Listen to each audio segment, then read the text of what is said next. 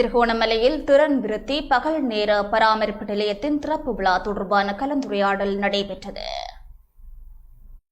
சமூக சேவைகள் திணைக்களத்தினால் நேரடியாக பராமரிக்கப்படும் திறன் விருத்தி பகல் நேர பராமரிப்பு நிலையத்தின் திறப்பு விழா எதிர்வரும் 17ஆம் தேதி நடைபெறவுள்ள நிலையில் அதற்கான முன்னேற்பாடுகள் தொடர்பான கலந்துரையாடல் திருகோணமலை மாவட்ட அரசாங்க அதிபர் WGM ஹேமந்த குமார தலைமையில் மாவட்ட செயலக உப ஒன்றுகூடல் மண்டபத்தில் நடைபெற்றது. கலந்துரையாடலில் மாவட்ட மேலதிக அரசாங்க அதிபர் S. சுதாகரன், காணிப் பிரிவுக்கான மாவட்ட மேலதிக அரசாங்க அதிபர் J. ஸ்ரீபதி, மாவட்ட செயலகத்தின் கிளைத் தலைவர்கள் மற்றும் சமூக சேவைகள் திணைக்கள அபிவிருத்தி உத்தியோகத்தர்கள் கலந்து கொண்டனர். திறப்பு விழா வெற்றிகரமாக நடைபெறுவதற்காக மேற்கொள்ளப்பட வேண்டிய முன்னேற்பாடுகள் தொடர்பில் ஆராய்ந்த அரசாங்க அதிபர் ஒவ்வொரு பணிகளையும் உரிய காலக்கெடுவிற்குள் முழுமையாக நிறைவேற்றப்பட வேண்டும் என அறிவுறுத்தினார்.